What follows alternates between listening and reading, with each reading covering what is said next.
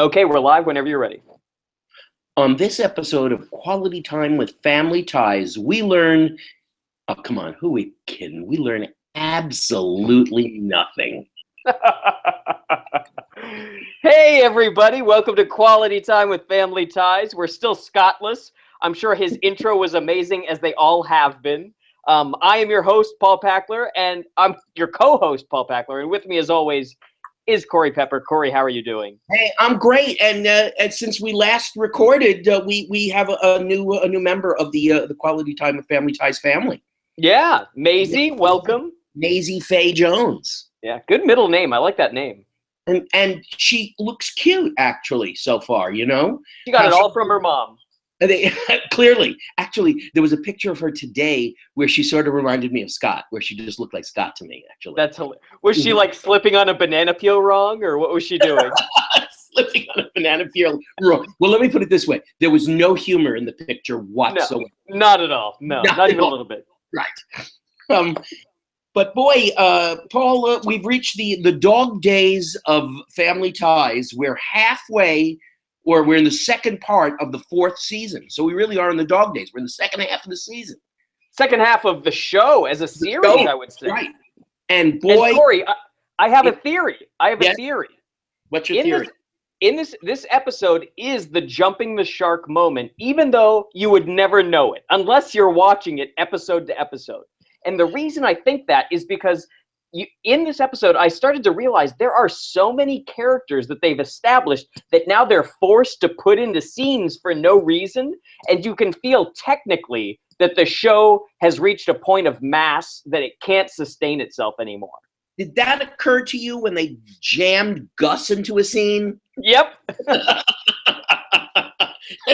wrote it down immediately. It was like, oh man, it could have been anybody. It didn't have to be Gus. Yeah. It could have been anybody. They could have when Tracy Pollan showed up just to get her SAG voucher for her insurance. I was so upset. I was so happy when she walked in that scene, and then they used her for like 3 lines, although her breasts look beautiful. I think I wrote that down. I was like, Corey boobs.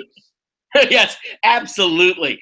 And you know, I feel very self-conscious in this Trumpavian era that we're in of being aggressive towards women. So I want to say that we do think Tracy Pollan's a beautiful, intelligent woman who's a terrific actress, makes every scene better that she's in, but her breasts look great in this episode. Right. And I'll say this on the other side for anyone else is that Michael J. Fox at the end of the episode, when he's in those jeans and that flannel, he's looking pretty good too. Looked adorable. I thought that too. I thought his skin looked good. There was a shot of him. That was so random. I thought the same thing. There must have been some shot in which it was relatively close-up shot. I know exactly what shot you're talking about. It was in the last scene in the kitchen with Dad, and there was a shot of him, and his skin looked good. You could see his freckles, but it wasn't too much. And I thought, wow, he really does look much younger than his age. He looked to me like he was about 19 years old, as opposed to the 23 that he probably is in real life. Right, exactly. But yeah, so this episode, if you're playing along, is season 4, episode 12, Nothing But a Man.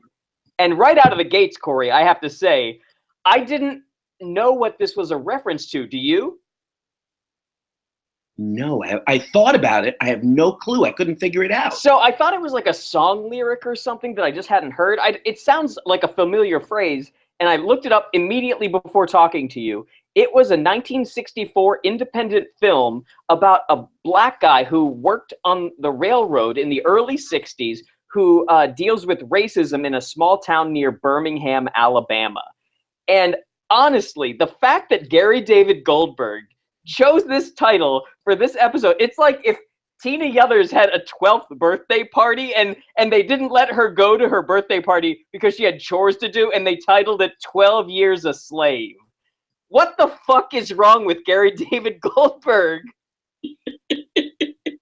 It's a race movie. It's a movie about race relations. Yes. And he names this episode, which in a nutshell we can say is about a dad getting a promotion and finding that he would rather spend time with his family than with his new responsibilities at work. That's the log line if I ever heard it. That's just about it. It's not, and once again, you get nothing more than the log line. Although we do get a really, really bad B plot involving Andrew and a doll. Oh shit! It's so bad. Oh man, and it just goes nowhere. Like I thought it was gonna go to a certain place. Like I hated that plot line. I thought it was so ridiculous and weird. And then it started to change and morph. Like it starts with Alex being like homophobic or misogynistic, that he Right. doesn't like boys playing with dolls. Right. Then in the second part of the B plot, he's like afraid of the doll, like it's Chucky. That's correct. And then we never hear from it again. And then they drop it entirely, as they do most of their B plots. I don't believe, I'm looking to see, do we actually see it in the second act? Or I don't even think it comes back in the second act. No. It's gone. It's gone by the end of the first act. Yeah. It's bad. But let's start at the top. The first scene is in the kitchen. We see Alex drinking a can of soda. Ooh. In the very first scene. Now, I'll mention this now. During this episode, we see soda, beer, coffee, milk, and water. No orange juice. Can you believe it? Of all the drinks, what were they thinking? I don't know what they were thinking. Maybe the prop guy took a week off. Maybe he had a vacation week. He had a bar mitzvah back east. But for God's sakes, they had every drink that they could possibly have in this episode. And the thing, every time they open the refrigerator, is he getting orange? No, he's getting a soda. He's getting a beer. All of a sudden, it's a different show. It doesn't make any sense. It's like my favorite play, Wojciech. I mean, one of many favorite plays, but like where he eats nothing but peas for months. And it's like, guys, you've established your world of orange juice. What are we doing here? So Alex is sitting there with a soda, and Ellen and Mallory come in. They were shopping at the mall. Mallory's bought herself, she went there for school supplies, but she ended up buying herself a whole bunch of clothing. And Ellen was very sweet, and she bought a toy for Andrew to play with. And it's a doll. It's a girl doll. And Alex, of course, is very unhappy that she's going to give his brother a doll to play with. And he does seem very, whether it's homophobic or misogynistic, one of those two, it seemed weird. Like he either didn't want his brother to be gay, or he thought that it was just wrong. It was a wrong thing for him to identify with. Can I say something? Is it problematic that I'm like, what would you want with a girl doll that's like a pink girl doll? That's me. That's on me, right? You mean that's Paul saying that? What would you want with it? Yeah. Saying that to who? To Ellen? To Ellen, yeah. Like, because I mean, it's like it's a baby. A baby's not going to want like an American Girl doll. I know what you're saying. He's not in an age yet where he can identify, because I think little girls identify with dolls, or they're taught to identify with dolls. Sure. As some motherhood preparation thing, that girls grow up to be moms, and you have to mother your baby. So it's some identification thing. Although I don't see anything wrong with a boy playing with a doll, because why can't children identify with dolls as fathers? Of course, yeah. It just doesn't make a lot of sense. But I agree with you. At this stage, wouldn't exactly be the most age-appropriate present to buy Andrew anyway, because it's like a thing. It could be a stuffed animal. It's as tall as when we see the actor who plays Andy, the baby actor. It's as tall as him. So like, I noticed that in that one scene when he was in the playpen and Alex was holding the doll, they were the same size. Yeah, it's almost as tall as Alex, for that matter. Yeah. Well, that was the other thing I noticed, that the doll was almost as tall as him. And then Stephen enters into the scene wearing a three-piece suit, so we know something is up. And he is very nervous, and he's dressed for his new job interview, who's going to be like the regional programming director for the Midwest for all of public television. And it's a nice suit. It's a nice suit that Michael Gross is wearing. I like that three-piece suit. It is. It was a very nice suit. And Alex gives him a very nice little pep talk. He's most excited about the more money that his father's going to make. Although I'm wondering why a 19, almost 20-year-old could give a rat's ass about how much money his parents have, because it's no longer his money. He doesn't get an allowance. I don't know. It just, none of that makes sense. Yeah, it's funny because it's like that thing, like Alex loves the government, or like he loves civics, where it only has to do with like power. It doesn't have to do with the politics of what a government does. He just loves government. Mm-hmm. And then like he just loves promotions, like without any other context. Because it's like, you know, Michael Gross, he's going to get promoted at PBS. He's not going to be getting a shit ton more money at PBS. It's PBS, no matter how you toss it. I mean, there's only so much money they have. It's public television. Right. So, but it's just funny that like Alex B. Keaton, he just loves the idea of ascending things. Mm-hmm. Yes. It's winning, baby. Winning at all costs. That's, you got to always be told that you're winning, that you're getting ahead. So Alex, we have this. Alex has a nice speech, and we cut to the TV station, and a really, I would say, almost Shakespearean in nature, the scene between Stephen and Gus. Incredibly deep and heartfelt. Neither you or I understand why Gus was in the scene. There was no reason for it. Just, I'm glad this guy, what, he have to pay a SAG insurance? Him too, yeah. He needed the voucher. They're just making it rain after the new year. They're like, we're going to get you your time. Yeah, trust me, Gus, we told you we'd have you on the show this season. We're not lying. But here's what, Corey, honestly though, of all the recurring characters that we've seen, Jay Tarsis, it would have been great. Tom Hanks, it would have been great. Tracy Pollan, we only get her, you know, for so many episodes. Gus, I think, has gone through every season of Family Ties, and I love him. He's my favorite. The actor who plays him is so good, and he just is given nothing to do. Absolutely nothing to do. It's watching the guy dangle from a 14th floor balcony, like by two hands, like somebody's holding him, and they're just sort of dangling him. They just give him absolutely nothing. Just good luck to you, sir, with this scene that doesn't really exist. So Stephen comes in. He's had his interview, so he's nervous while he's talking with Gus because he's waiting to hear whether he got the job or not. And Gus leaves him alone in the office when the guy calls to say that he's coming to give him the word, either thumbs up or thumbs down on the new job. So leaving Stephen alone, and we have a classic Family Ties moment that I believe my youngest child, it was long enough that Logan, who started the scene at 14, has now graduated from college. It's true. He was a psych major. We're all so proud of him.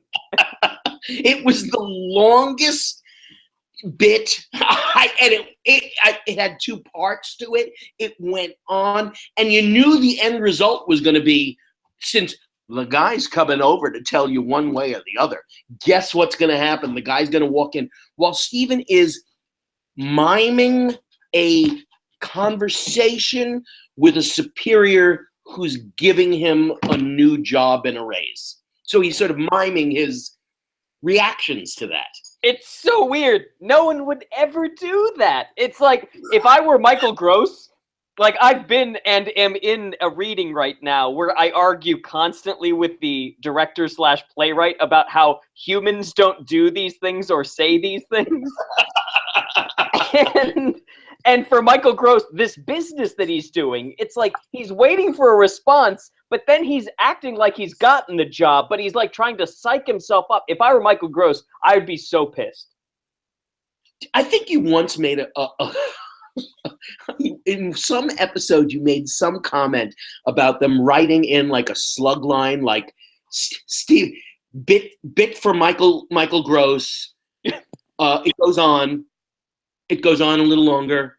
He'll think of something else to do here. Keep it going. Kill 2 minutes, 15 seconds. It's like how much are they going to give him to do? It goes on. It doesn't build. It doesn't go anywhere. Oh, you're taking my car. Can we take your car? Absolutely. You can take my car. Okay, Hey, it's great to see both of you. I see you on the camera. Good. Bye. Good You luck. both look great. I'll Have talk fun. to you soon. Have fun. Logan's off to audition Yes. for White Boy Ricky.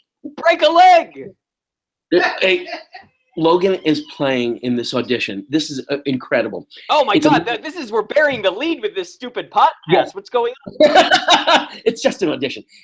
Darren Aronofsky is producing a film about this 14-year-old white kid. True story. 14-year-old white kid in Detroit who becomes the biggest drug dealer in Detroit and goes to jail. And it's called White Boy Ricky is the name of the movie. And it's about a kid who gets into the inner cities of Detroit, a white kid with a baby face who becomes the biggest drug dealer in inner city Detroit. And it's written in dialect because White Boy Ricky talks like a black child. Sure. You Yeah.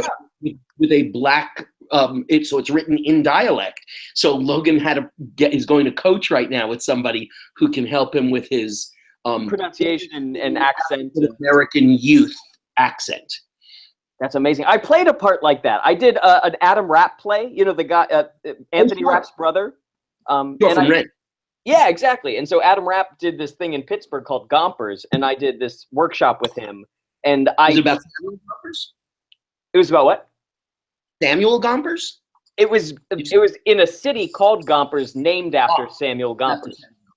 Mm-hmm. And so I played this like kid that was a runaway, who was like, you know, like sort of like an Eminem type character at the time. So I was listening to nothing but Eminem and watching 8 Mile to get the way he talks and stuff. And That's what we did last night. Is we watched parts of 8 Mile and we watched the raps in 8 Mile.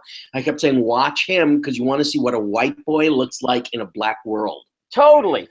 And it was like, and it was one of the most fun projects, and like the character was so much fun, and oh my God, Darren Aronofsky, that's amazing. Yeah, so he was just going to coach for that now. How's he doing? Is he good? He's getting really good. He had an audition last week for Law and Order SVU, something shooting in New York. He was raped by a hockey stick. Oh no, Jesus! You know what? Only a father with a twisted sense of humor could find that amusing. We laughed our asses off. 2 long-ass scenes of his best friend shoved a hockey stick up his ass, and he dies in it, too, in this episode. Now, Corey, let me ask this, because, like, my buddy Dave has a baby who's also a cute kid and will definitely be an actor someday. Are you coaching Logan at all? Are you helping him and stuff? He doesn't like child and father do not coach well together. We argue. So that's why I pay one of the teachers who I work with, or both of the teachers who I work with are all coaches as well. So I pay one of my co-teachers and they coach my kid.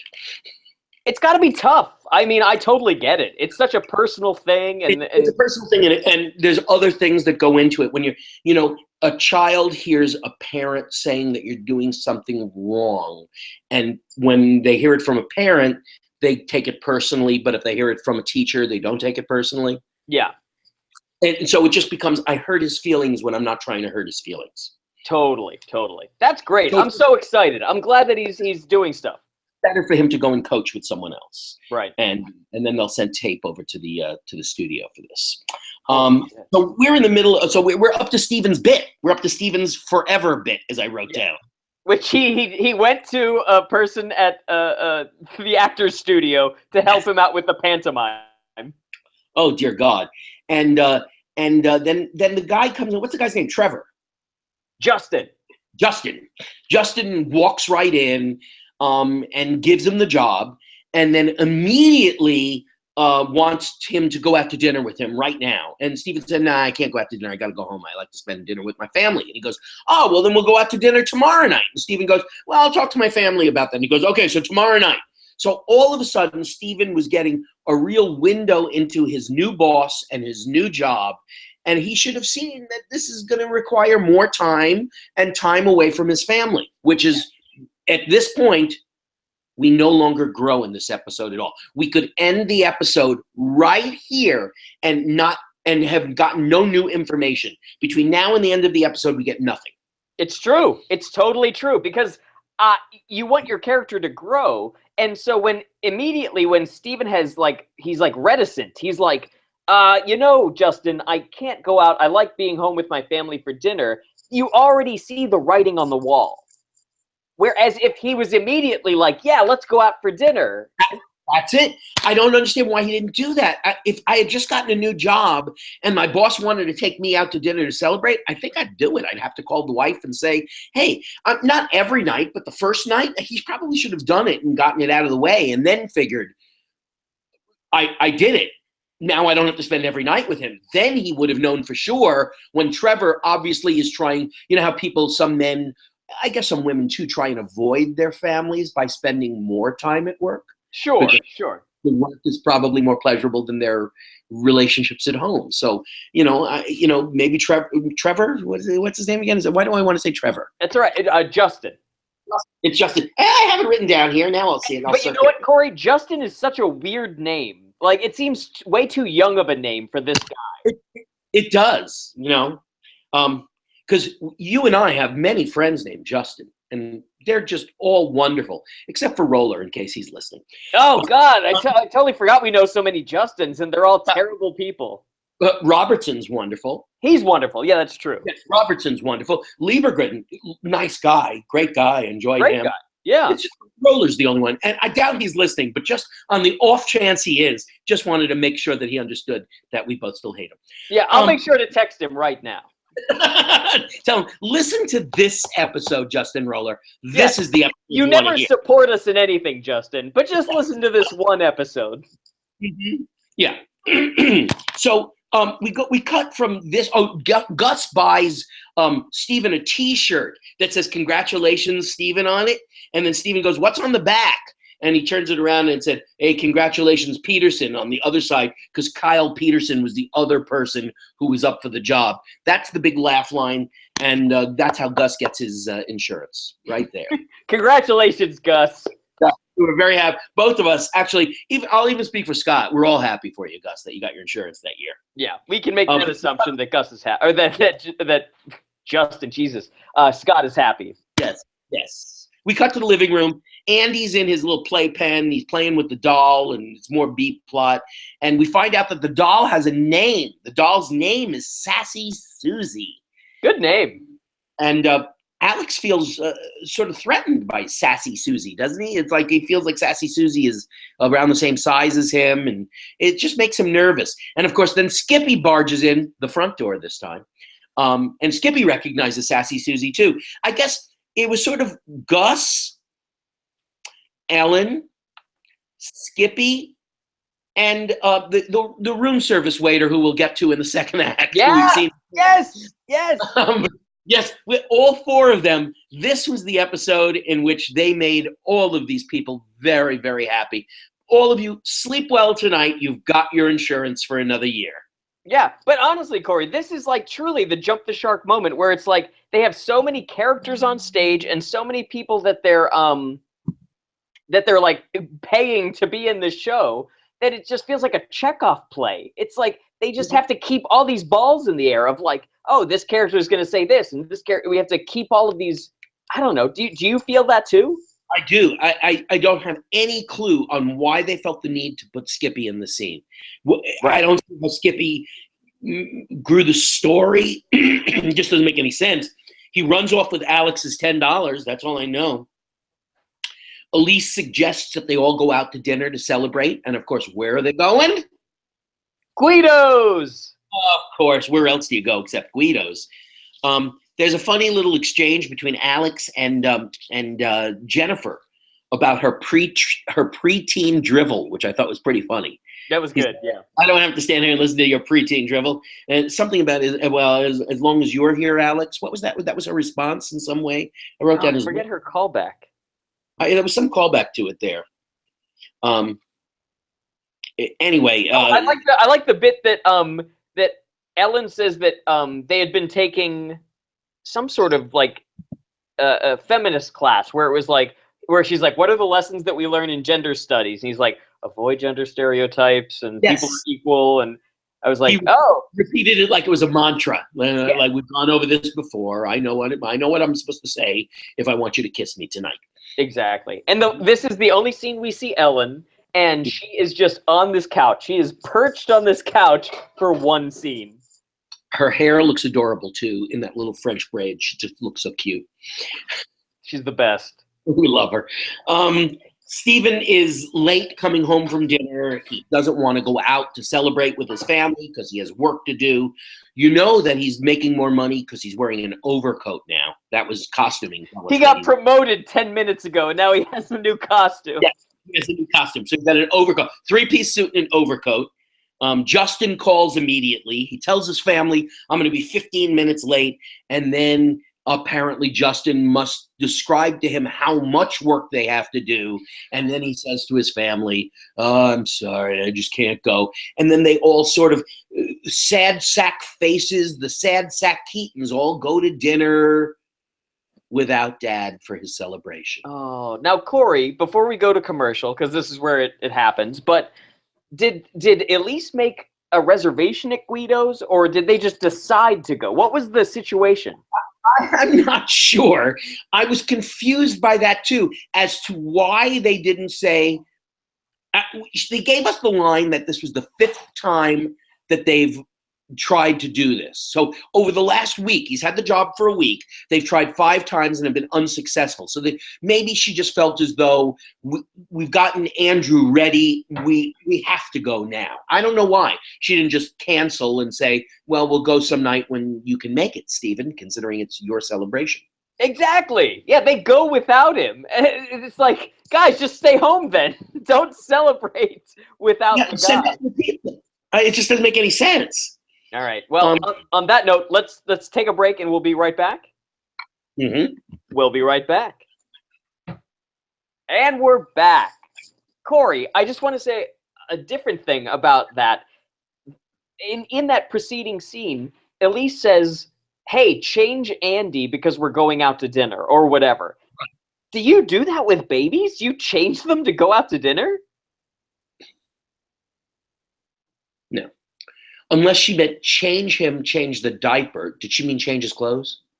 I kept track of it. They do change his clothes. I was like, what are they going to put him in a suit? What's going on? You can't take him to Guido's in a onesie? That just doesn't make a lot of sense. It's like they put him in like a different onesie or something.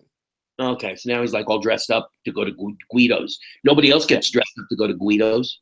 Yeah, that's shithole. We've all seen Guido's. It's terrible. Nice tablecloths, though. Yeah, you love that checkered tablecloth. Yep. So here we are in the kitchen again. Mallory's complaining that she can't afford a specific jacket that she wants. Well, she spent all of her money on those shoulder pads. Yeah. Alex had a very strange line to Mallory in the scene. He says deadpan when she complains about not being able to afford the jacket. He says, come let me hold you. What? It was the one. It broke my brain. It did. I think I was writing something else and I heard the line and I looked up and I was like, I got to rewind that and see how did he say that. And it was just as bad as I thought it was. It was borderline creepy that he said. Every picture of Ivanka Trump on Donald's lap when she was a teenager. It was incestuous, and there was a weird. It was just the whole moment was kind of icky, and it felt weird. And then when I thought about it, if it wasn't brother and sister, if it was like friend to another friend, I actually think the line is sort of funny.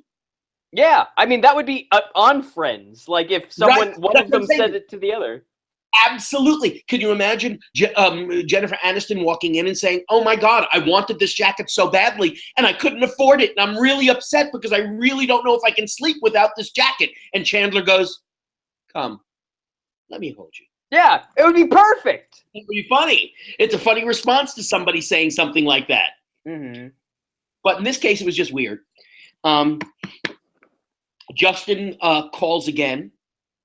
Justin, they get this Broadway actor George Coe to play Justin, and he's a terrific actor. He's been in 1,000. You recognize him in a minute from 1,000 different actor appearances, and then they have him calling on the phone more often than showing up. Right. which is really weird. They keep on using it. I wish there were no phones in the Keaton household. They use that phone, and it's a terrible device for a sitcom.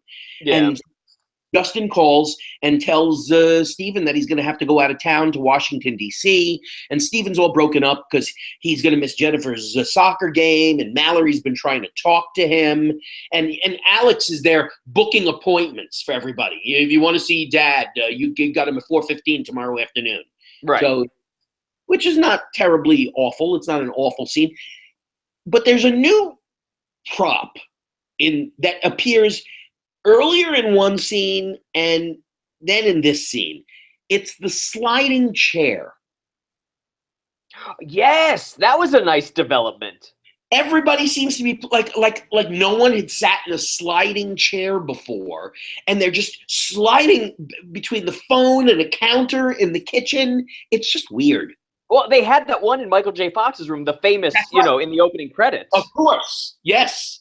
But it's like, honestly, it's like when I see someone sliding on a chair on TV, my eyes go to it. It's like when they talk about, what's it called, that staircase, where it's a circular staircase. Mm-hmm. What's that called? Like a spiral staircase?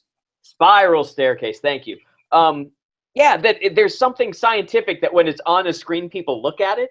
This is some wives' tale bullshit that I've made up in my brain. But, but on a sliding chair, I love watching people do that.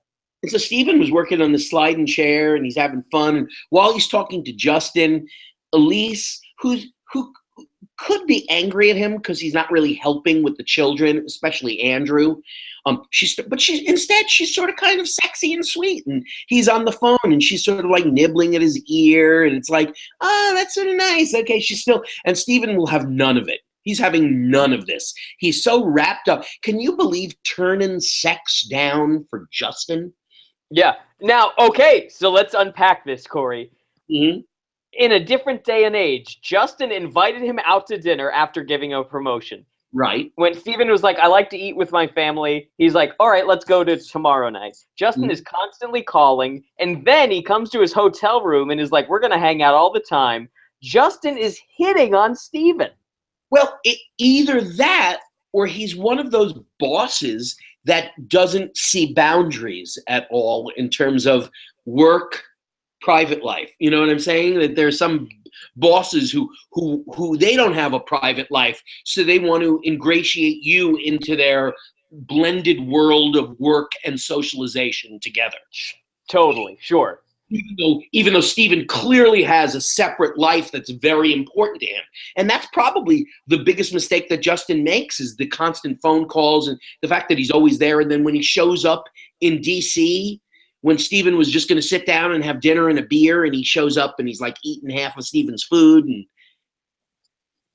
Right. Now, here's the other thing, Corey. Do you remember when Elise got that job at the architectural firm, and we had a whole plot line about how she couldn't be a mom and have a job at the same time? This is the opposite version of that, and look at how different it's treated. Yep. Very much so. I mean, if I... go ahead. It's really sexist, is what I was going to say. It's treated in a relatively sexist manner, even for a progressive, liberal tree hugger like Gary David Goldberg. He still treats it in a relatively sexist manner. It's crazy. If we cared more, we should go back and watch that one to compare and contrast, but that's not going to happen. That's not going to happen. I'm lucky I'm watching these once. Yeah. So we cut to the hotel in D.C. Where Steven is, and who shows up? But I don't know what the character's name I do know, because it's Andrew, and they have a whole conversation about the fact that it's Andrew, but it's Andrew played by character actor Bobby Costanzo, who we saw last season or the first season, the guy who did Last of the Red Hot Lovers with my ex-wife. Yes, he's the one that I was going to say auditioned, came in to interview for the maid thing for the Keaton family. Yes, and had 2 scenes, and then ended up as a waiter at Guido's later. Yes, exactly. Yeah, he that the Gina Davis position. He did not get the Gina Davis position. Instead, he ended up with a job as a server at Guido's. Yeah, and I want to say there was some part that he played even before that. Like he was someone at the stand-up comic place or something, or You're right. There was something else. Clearly, casting director Judith Weiner loved Bobby Costanzo and used him as often, once a season. Yeah, I love him too. I'll be honest. Yes, he's terrific. So Steven's there. He just really can't eat. He's taking out pictures, these wallet-sized photos of his kids, and he's setting it up right in front of him. He misses his family so much.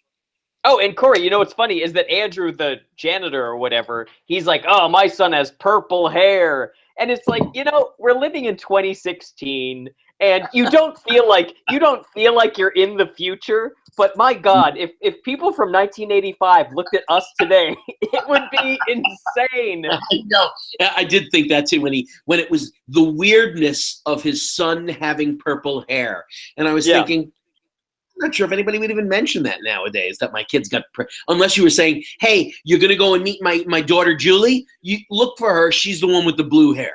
Then you say it. Yeah. But other than that, who goes and says, my daughter, Julie, she dyed her hair blue. Oh, my God. It's kids. Kids do things. Yep, exactly. So I thought the funny joke with the pictures, of course, were here's Alex, here's Mallory, here's Jennifer, here's Elise, here's Skippy. He keeps on putting that in here. I thought that was the only reason I needed Skippy in the episode, was to make a Skippy joke here. It was like, okay, that joke worked. I thought that was funny that Skippy's in there. It totally worked. I like that one a lot. Mm-hmm. And so Steven's trying. He's like, oh, Justin's telling him you'll get used to being away from your family.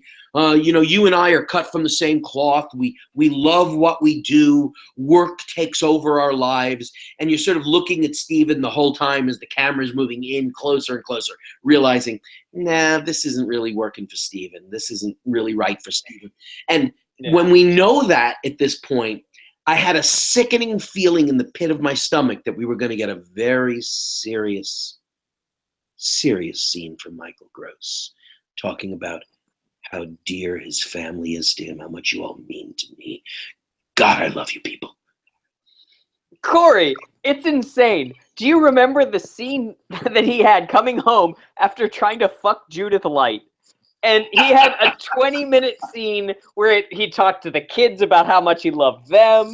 Then he talked to Elise how much he wanted to fuck her. And it's just like, now, like, this PBS gig is the most tawdriest of Plato's Retreat ever.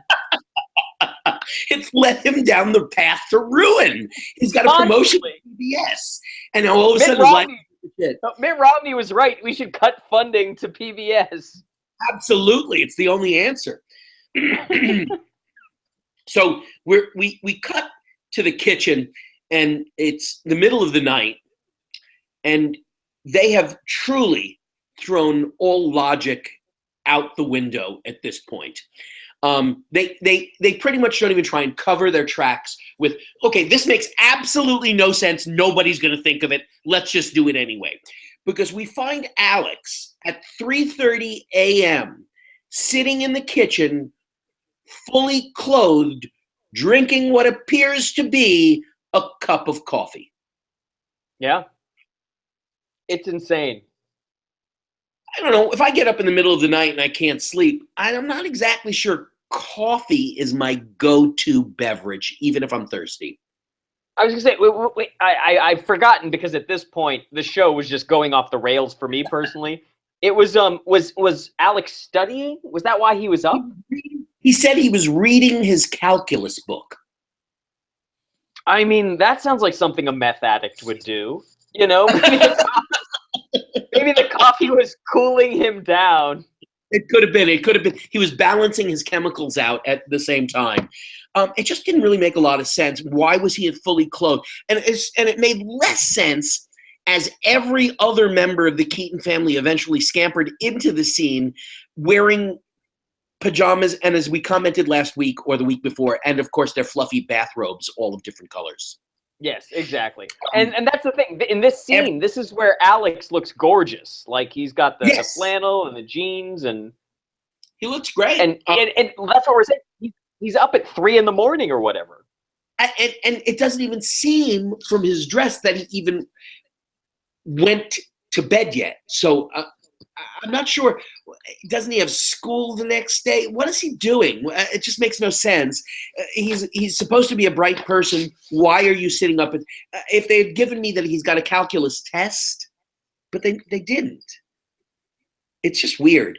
All I could write down throughout this entire scene is there was no logic in the scene. It just didn't have a lot of logic to it. The way Elise runs into the scene, and then somehow or another, then Mallory and Jennifer run into the scene, and it seems like Mallory and Jennifer are raising Andrew because they seem to have the Andrew pipeline. Mom doesn't seem to have Andrew information, but Jennifer and Mallory seem to know what's going on with Andrew at all times. So they come in going, oh, Andrew wants a bottle. Then why the fuck was Elise running in there? All of you should be sleep deprived. All of you should be trying to sleep whenever you can, and yet all of you are running around at 3:30 in the morning for no apparent reason. Yeah, it's really weird. And this is what I'm saying. They have so many characters that they don't know how to track everything realistically.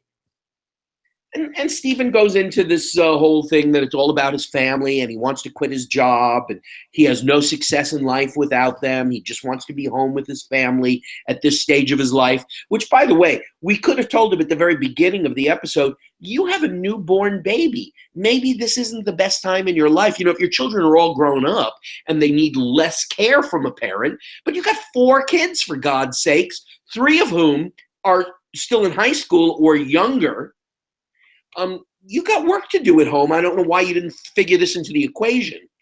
And he says all he really wants is to fall asleep in your lap reading a newspaper. He says that to Elise. What? That was shocking, because remember, only a few weeks ago when Alex had insomnia, he fell asleep in her bosom. And we said it was disturbing. And now Stephen's falling asleep face down in her lap. Yeah, that's what they tell the kid. I was reading a newspaper. It's my euphemism. Oh my God! Mallory comes into the living room. Stephen's face is in Elise's lap, and he's like, "I was reading the newspaper." Just reading the newspaper. Reading the newspaper. And of course, after all this, you can work up a real appetite. And so Stephen and Elise do this scene sharing what appears to be a saltine cracker. That's right. They each have half of a saltine cracker during the scene. I don't even know what to say to that. What does that help an actor do? Not whistle? I don't know. I just didn't understand it. When she broke off a piece of his cracker, not even half, if she took half of it, and then she broke a piece off of half of a saltine, and she's nibbling. I thought, that is such a Hollywood actress thing to do. In case we have to do a few more takes, I'm going to take this corner of a saltine, and I'm going to pick my teeth with it, with a corner of the saltine. Yeah, because otherwise your mouth's dry and you can't enunciate. And God knows, if she needed, if her mouth was dry, she could have had soda, beer, coffee, milk, or water. No fucking orange juice, Elise. You have, Gary David Goldberg, you have sullied orange juice now. Oh my God. And that's really the end of the episode. And that's the end, guys. That's how the credits roll, is that they like hug or something. Do you even remember what the last line is, Corey? It was not a laugh, I know that. Because it went out real quietly. They were about to kiss. It was just a kiss. Yeah. That's what happens in all these episodes of Family Ties, where it's like it happened with Mallory and Martha Plimpton, where it's like a hug out type thing. I wonder if they have to put an applause light on, because if you're sitting there watching it, how do you know how to respond? Oh, for sure they do. Yes. Yeah. It's got to be a canned thing. Hey, I just wanted to tell you also that the series that my student is in, where he plays young Alex P. Keaton, it premiered this week. It got very good ratings, and one of the major reviews actually called him out and said that he called him by the actor's name is Daniel DiMaggio, and they said Daniel DiMaggio is doing his best out. He's channeling his best Alex P. Keaton. That's amazing. At the end of the episode, he shows his mother how he has his money broken down in his room. He's got it very certain. He's very OCD about how he keeps his money. That's awesome. And What's the show called again? American Housewife. American Housewife. And what channel is it? Yeah, ABC Tuesdays at 8:30. Cool. So check it out, everybody, if you love Alex P. Keaton, as we all do. There's an Alex P. Keaton character, and according to his mom, who is a very dear friend of mine, they're writing a whole ton for him. So as the episodes go on, it just premiered, but I think they have about 7 or 8 in the can already. But she said after the first episode, they really liked him, and they're really writing him heavy.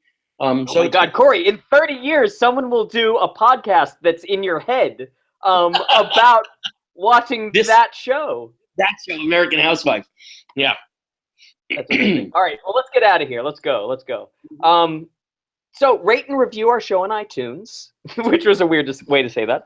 For questions and comments, email us at qualitytimewithfamilyties@gmail.com. Follow us on Twitter at QTWFT for updates. I'm at Paul Packler.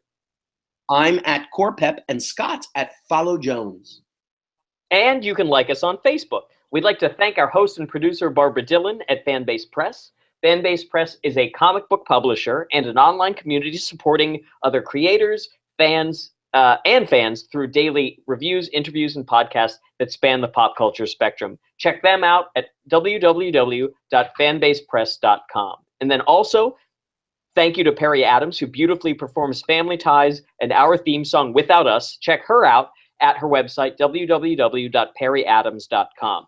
We'd also like to thank Bryant Dillon, who created our fantastic drawing and artwork, as well as edits our show. Bryant is the president and co-founder of Fanbase Press. Follow him on Twitter at Comic Book Slayer. And finally, we'd like to thank Sean Foster, Fanbase Press's graphic designer, for designing our logo. We'll see you next week. Sha-la-la-la. Sha-la-la-la. Bye. Bye.